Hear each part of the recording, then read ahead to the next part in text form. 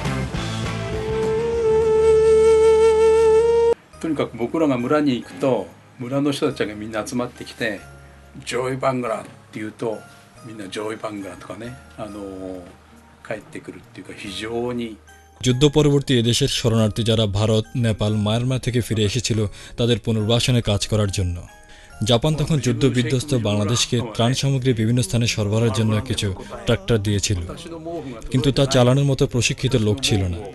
তাই জাপান থেকে প্রশিক্ষক পাঠানোর জন্য বাংলাদেশ সরকারের পক্ষ থেকে জাপানকে অনুরোধ করা হয়েছিল। কারিতাস জাপান নামের একটা খ্রিস্টান প্রতিষ্ঠান থেকে প্রশিক্ষক পাঠানোর ব্যবস্থা করা হয়। সেই টিমে আমার আসার সিদ্ধান্ত হলো। বঙ্গবন্ধু শেখ মুজিবুর রহমান ইংল্যান্ড থেকে নিজের দেশে ফেরার পরের ঘটনা। তার কথা শুনে মনে হলো সদ্য স্বাধীন হওয়া যুদ্ধ বিধ্বস্ত এদেশের জন্য, এদেশের অসহায় মানুষকে মাথা উঁচু করে দাঁড়ানোর জন্য তিনি তার দায়িত্ব যথাযথ পালন করার দৃঢ় প্রত্যয় বুঝতে পেরে আমরা এদেশের অসহায় মানুষের জন্য কিছু করা যায় কিনা ভাবতে লাগলাম। মুজিবুর রহমান শুধু জাতির জনকই নন, একজন অনেক বড় মাপের আত্মত্যাগী নেতা হিসেবে আমার অন্তরে স্থান করে নিল। বিশেষ কিছু বুঝতে না পারলেও দেখলাম ছাত্র মানুষ জড়ো হয়ে জয় বাংলা করে চিৎকার করছে। মনে হলো তারা তাদের প্রাণপ্রিয় মাতৃভূমি ফিরে পাওয়ার আনন্দকে প্রকাশ করছে। বিশেষ করে গ্রামে গিয়ে যখন জয় বাংলা বলতাম তখন গ্রামবাসী একসাথে জড়ো হয়ে সম্মিলিত স্বরে জয় বাংলা বলে মাতৃভূমি জয়ের আনন্দ উল্লাস ব্যক্ত করছে। দেশে ফিরে যখন ভাবলাম বাংলাদেশের সেই যুদ্ধ বিধ্বস্ত বর্তমান রূপ নিজের দেশের লোকজনকে জানাতে হবে, যাতে জাপানের লোকজন বাংলাদেশের অসহায় লোকজনদের প্রতি সাহায্য এবং সহানুভূতির হাত বাড়ায়।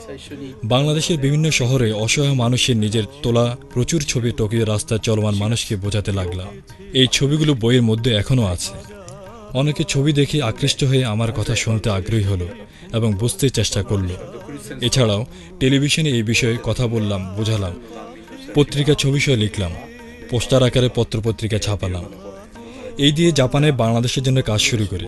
মনে একমাত্র আশা ছিল আবার কবে বাংলাদেশে যাব, কিন্তু প্রথমে সেই সুযোগ করতে পারছিলাম না। পরে আস্তে আস্তে কিছু টাকা পয়সা জোগাড় হলো। আমার বন্ধুরা বাংলাদেশের অনেক ভালো ভালো লোকদের সাথে দেখা করার সুযোগ করে দিলেন, যার ফলে আমি নির্মলেন্দুগুণ শামসুর রহমানের সাথে পরিচিত হই। রবীন্দ্রনাথ ঠাকুর সহ লালন শাহর মতো বিখ্যাত লোকদের কবিতা গান সংগ্রহ করি। নিজে ঢাকা বিশ্ববিদ্যালয় বিভিন্ন বাজারঘাট ঘুরে দেখি। এই সময় বিভিন্ন পোস্টারও সংগ্রহ করি, বই কিনি। পোস্টারগুলি আমেরিকা, ইউরোপের চেয়ে ভিন্ন ধরনের ছিল, যার মধ্যে শক্তি ও মনোবলের চিত্র ফুটে ওঠে। একটু আগে মুজিবুর রহমানের বিভিন্ন পোস্টার দেখলাম। আমি বলেছিলাম আমি মূলত গ্রাফিক্স ডিজাইনার ছিলাম, তাই বিভিন্ন ধরনের পোস্টার করা আমার কাজ ছিল।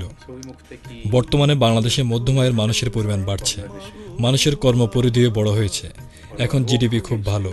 মোট কথা বাংলাদেশের বর্তমান অর্থনৈতিক অবস্থা ভালো দিকে এগিয়ে যাচ্ছে। আমার 2 বাচ্চার মধ্যে ছেলের নাম সোনার ও মেয়ের নাম আমি। 僕の息子はショナールって言うんですよ。ショナール。